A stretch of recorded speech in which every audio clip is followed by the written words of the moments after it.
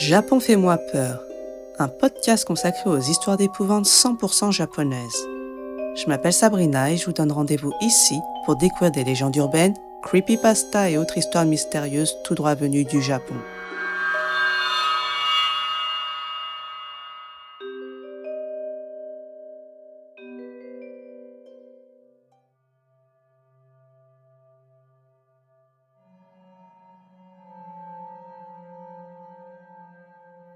Dans cet épisode, je vais vous raconter une histoire Hitokowa. Le Hitokowa est un sous-genre du Kaidan. C'est vrai que je ne vous en ai jamais parlé, mais dans le monde du Kaidan, des histoires d'horreur japonaises, il y a une classification. Vous avez les histoires classiques ou traditionnelles comme Yotsuya Kaidan. Il y a les légendes urbaines type Akamanto ou Daruma-san. Il y a même des histoires paranormales avec des ovnis. Et il y a les Hitokowa. Le mot japonais hito veut dire une personne. Et kowa vient de l'adjectif kowai, qui veut dire effrayant, terrifiant. Si vous combinez ces deux mots, ça donne en français une personne effrayante. Hitokowa. Alors aujourd'hui, j'ai décidé de vous raconter une histoire qui met en scène la peur provoquée non pas par un fantôme ou un démon, mais par un être humain comme vous et moi. Elle est de Masao Yoshii, comédien et acteur, mais aussi conteur de Kaidan. Il nous raconte un incident qu'aurait vécu sa femme lorsqu'elle était encore adolescente. Pour faciliter la compréhension de l'histoire, je la nommerai Akiko. Bien, passons à l'histoire. Épisode 16. Le pervers. Lorsque ma femme Akiko était dans sa dernière année de lycée, elle vivait encore dans un denshi. Alors, là, je m'arrête rapidement pour vous donner une petite explication de ce qu'est un denshi. Alors, c'est un ensemble d'immeubles qui s'apparentent à nos cités, en fait, aux cités qu'on retrouve en France. Ils ont été construits après la Seconde Guerre mondiale, dans les années 50-70, pour faire face à la pénurie de logements. Bon, on reprend l'histoire. Donc, on en était à Masao qui nous explique que l'incident s'est produit lorsque Akiko était encore lycéenne et qu'elle vivait dans un de ces immeubles avec sa famille. Alors, Akiko habite au rez-de-chaussée d'un immeuble de 4 étages avec son père, sa mère et sa sœur. Tout commence une nuit d'été, aux environs de 2 heures du matin, alors que chacun est dans sa chambre. Elle s'apprête à éteindre la télévision et à aller se coucher, et soudain, un cri retentit. C'est sa mère. Akiko se précipite dans la pièce où se trouve sa mère, suivie par son père et sa sœur. Il trouve la femme assise sur le futon, la pièce plongée dans le noir. Le père demande « Qu'est-ce qui ne va pas ?» Elle répond « Un homme vient de grimper sur la couette. » Mais autour d'elle, il ne voit personne. Il n'y a aucun homme. Alors la mère pointe lentement du doigt l'endroit où Akiko, son père et sa sœur se tiennent debout. Il se retourne et il voit un homme sortir de derrière la porte et courir jusqu'au balcon. Il saute par-dessus la clôture et s'enfuit. Le père de Akiko demande à ses filles d'appeler la police et il part à la poursuite de l'homme de son côté.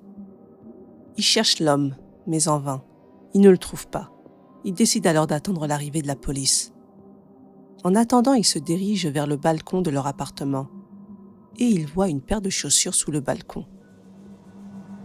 Certainement que l'intrus avait retiré ses chaussures avant d'entrer dans l'appartement pour ne pas faire de bruit. Mais en se retournant, il voit un homme se tenir à une dizaine de mètres. Et cet homme est pieds nus. Le père, le voyant, comprend immédiatement. Alors il se précipite sur lui et l'attrape, faisant tout ce qu'il peut pour ne pas le lâcher. Heureusement, la police est déjà là. L'homme est arrêté.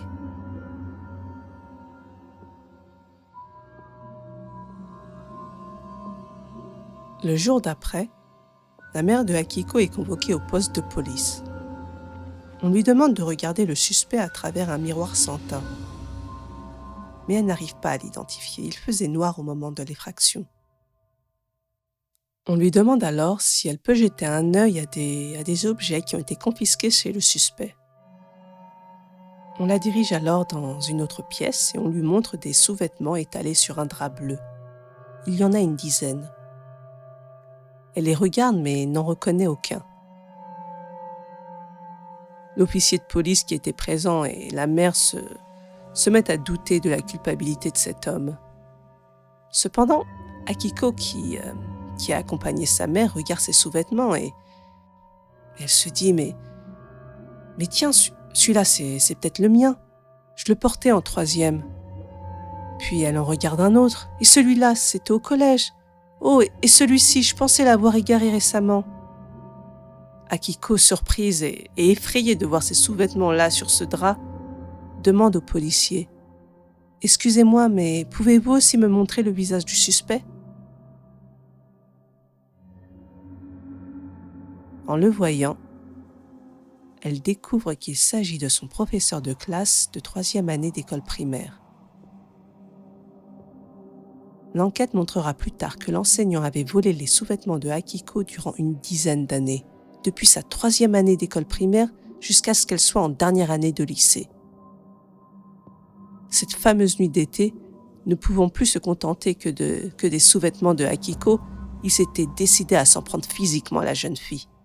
Il ne connaissait pas l'agencement de l'appartement, et c'est comme ça qu'il s'est retrouvé à enlacer la pauvre mère de Akiko.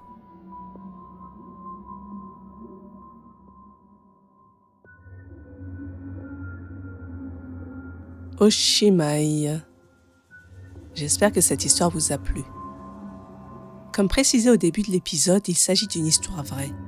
D'ailleurs, Masao Yuchi racontera que depuis cet homme est sorti de prison et que ses beaux-parents reçoivent 1 à 2 fois par an non pas des lettres mais des cartes postales avec en photo des villes comme New York pour s'excuser.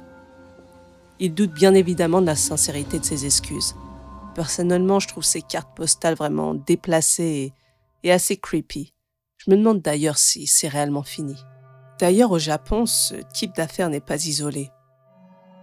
En fait, ça ne surprend personne, mais pas non plus au point d'être normalisé. Mais ça peut arriver 1 à 2 fois par an d'entendre un fait divers comme ça. Et bien entendu, ça dégoûte le japonais lambda, enfin ça le met en colère, c'est normal. Mais on sait que ça existe. Et c'est pour ça qu'on a des recommandations en fait. Par exemple, les femmes en général ne suspendent pas leurs sous-vêtements sur le balcon, histoire de ne pas attirer des pervers du coin. Il est aussi déconseillé aux femmes célibataires de s'installer dans un logement au rez-de-chaussée. Et il est conseillé de suspendre des vêtements d'hommes sur le balcon pour faire croire qu'elles ne vivent pas seules. Voilà, c'est assez spécial, mais ça existe et voilà, on fait juste un minimum attention. Moi, personnellement, je n'étends pas mes sous-vêtements et ceux de ma fille sur le balcon. Je fais attention à ça, on ne sait jamais. Sur ce, je vais vous laisser. Si le podcast vous a plu, n'hésitez pas à le partager et surtout à noter le podcast. En mettant un 5 étoiles par exemple, c'est vraiment la meilleure manière de soutenir mon travail et de booster le podcast. Et je vous en remercierai jamais assez.